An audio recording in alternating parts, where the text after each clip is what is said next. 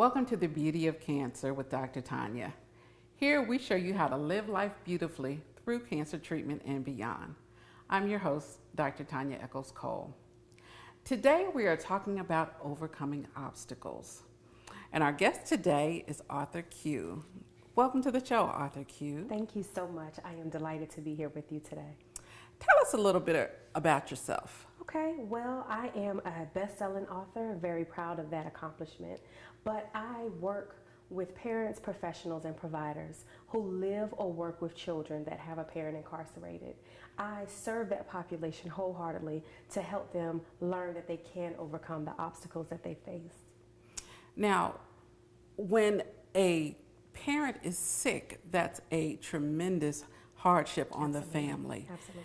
And when a parent is sick and the other parent is incarcerated, that can be a double whammy. Absolutely. On a family.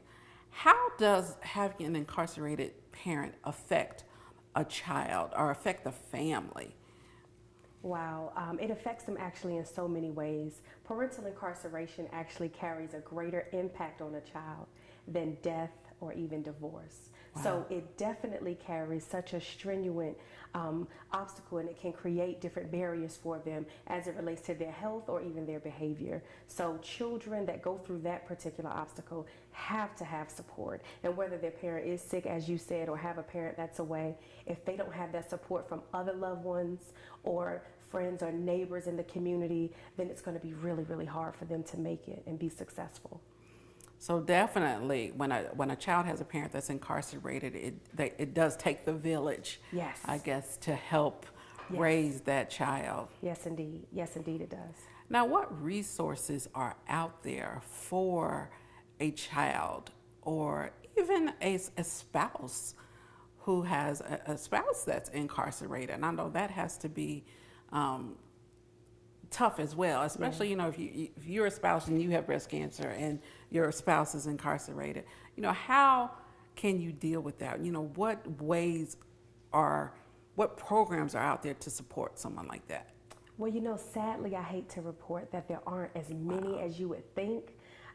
But there are some. And so for the children, I love to always go back to one of the resources that I use on a daily basis, and that's Sesame Street. Sesame Street has dealt with so many different issues over the past few years. One in particular is incarceration. So they have an entire program called Little Children, Big Challenges Incarceration, and you can reach out to them. They'll send it to you free of charge. I get them all the time. I'm an authorized user for the program, and I go out in communities, host programs and different seminars to help them out. But there's so many different things out there. There's also Rutgers University has an entire school that helps and supports the incarcerated population. So there's so much out there virtually. I wish there was more face-to-face and in-person support groups. But again, the change can start with any of your viewers. So why not start today? Now, are there signs that you can look for? Because I think a lot of children or even spouses are not going to tell you that there's incarceration in the family. Are there signs that you can look for, or things that give you clues that would help you? Because you can't get the help to someone when you don't know that there's a need. Right. And oftentimes, because my background is education, right? And so what we would find is that children would share their stories at the most awkward moments. So of course it would be while everybody else is sharing, they'd raise their hand and say, hey, guess what?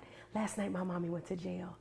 And you don't know what to say. Or I've even heard, hey, last night I went to see mommy in college. Everybody had on orange jumpsuits. And so that's alarming, and you're standing there with a room full of children and you have no idea what to say to that. And so even if the child doesn't raise their hand and tell you, this lie that's kind of catching you off guard, or the flat out truth that's also catching you off guard, you'll notice little different behavior traits in them. You'll see maybe their grades slipping away. You'll start to see them acting out in ways that they weren't maybe before. So if you are not a teacher, but you are, a relative, you should know the child well enough to know, usually when I come around, they're more happier. And now something seems to be off. And it could very well be incarceration, or it could be some other different things and trials that children do face. So definitely pay close attention to the personality of each child, because all of them are different. Now, when you find that a child is having some issues, I know there are programs out there to help. Would counseling be something that you would suggest for a child whose parent has cancer or is incarcerated? Absolutely. And here's why. There's something called adverse childhood experiences. I call them ACEs, right? And so what that says is if a child endures 2 or more ACEs, they have to have some type of professional help or support from somewhere, right? So you think about adverse childhood experiences. Cancer is definitely one. When you have a mental illness or a divorce, or if you have incarceration, all of those things play a part. Abuse, physically, emotionally, sexually, all of those things are adverse childhood experiences. And once a child is exposed to 2 or more of those things, they have to be supported professionally. Otherwise, research says they'll have a harder life than what could have been had you got them the resources early. Wow, this is a lot of information. I'm really learning a lot today. Good. And hopefully our viewers are learning a lot as well. Yeah. You have, when we come back, we're going to talk about a book that you've written. So we're going to take a quick break, and when we come back, we're going to let her share some information about her book. Yeah.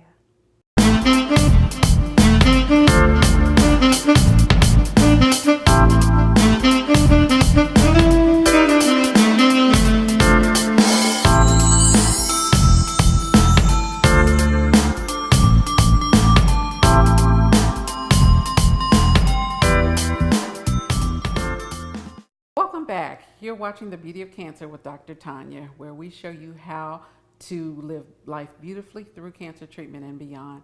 And today we're talking with Arthur Q, and she's sharing with us information about children who have parents that are incarcerated. And Arthur Q wrote a book that I would like for her to tell us about. Okay, so my book is called Our Moms. And the book actually deals with 4 children who all look different but have one thing in common. And the common factor is their mothers are incarcerated, right? And so what I wanted to do was show the world that incarceration is not a color thing.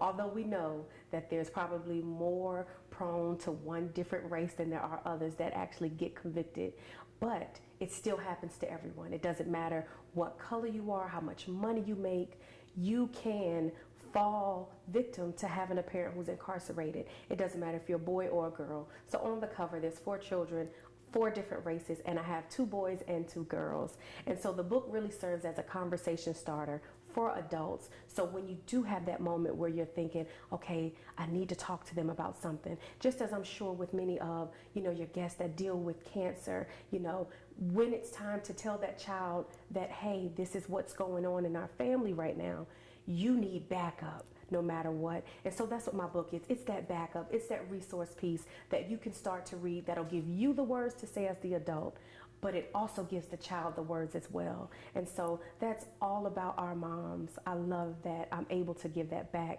to families so that they can be strengthened.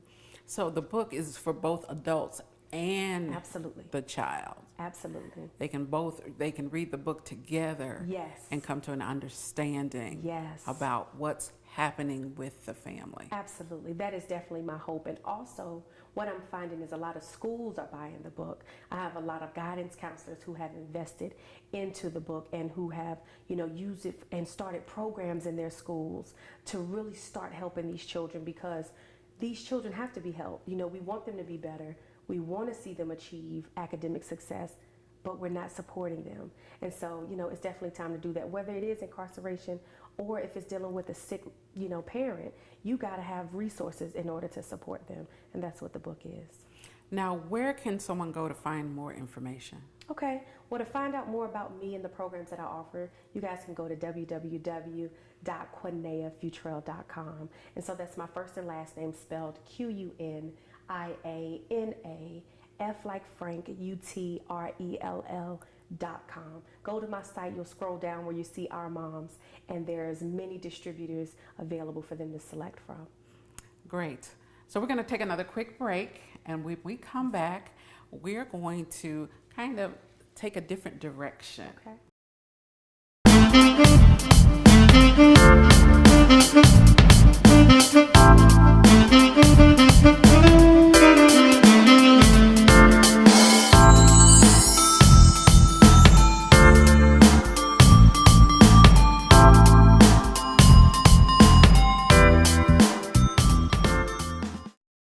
Welcome back. You're watching The Beauty of Cancer with Dr. Tonya, and we are talking with Arthur Q. Hey. And our subject today was overcoming obstacles. And Arthur Q, if I had to ask you to define obstacle, how would you define that? Wow. An obstacle is definitely something that will come your way no matter who you are. It will come your way, and it's designed to really push you into your purpose. Although obstacles don't feel good, although obstacles don't look good, they are solely designed to push you into your purpose. I have found that the very pain that comes from an obstacle has always driven me closer to my purpose. So it's definitely that thing that hurts, that thing that's ugly, but it's that very thing that you need in order to be all that you were created to be on earth. Now, if I asked you, what would be the biggest obstacle that you would say that you've been through in your lifetime that caused the biggest change in what you're doing now? I would have to say it was having two parents incarcerated. That alone was the biggest obstacle. Even today, 2016, my mother, and any child, you love your mom. Right now, today, she's awaiting trial. She's still addicted to drugs. My father got it together somewhat, but growing up with two parents, kind of dysfunctional, grew up in the city, so I was exposed to a whole lot. My parents were on drugs and sold drugs, so I saw a whole lot growing up. Wow. And so I would honestly have to say that my greatest obstacle would have had to been growing up with those type of parents, growing up in that type of environment. It exposed me to a whole lot. It caused many bruises, many pains, many bumps in the road for me. But again, it led me to be right here sitting with you to talk about my purpose, which is now going back after the other children who go through things that I had to endure. And I try to make life as easy as possible for them and to try to uplift the community around them so they don't have this same obstacle, or at least on the level that I did. And at what point did you make that shift from being, I guess, to say the victim to being the healer? Okay, so I would honestly have to say it happened when I decided to forgive my parents, right? So a lot of people don't forgive because they don't want to release that power. But I had to learn that I needed to release the power so that I could be free, so I could be healed. And the way that I forgave was that I had to clearly understand that my parents did the best they knew how to do. Hard to say, but I had to swallow that. And so I had to go back and look at the way they were raised, and the dots to be connected were there. Her mother didn't show her. His parents didn't show him. So you know what they did? Like many parents do today. Did the best they knew how to do. And although it caused many obstacles, although it exposed me to a life I probably shouldn't have been exposed to, I know that all things work together. So I'm grateful for it all. But that forgiveness piece was very much the key to me being who I am today.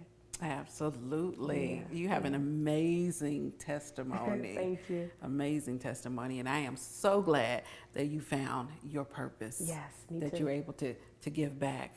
Absolutely. Well, thank you for watching The Beauty of Cancer. We've been talking with Arthur Q today. She's given us some great information.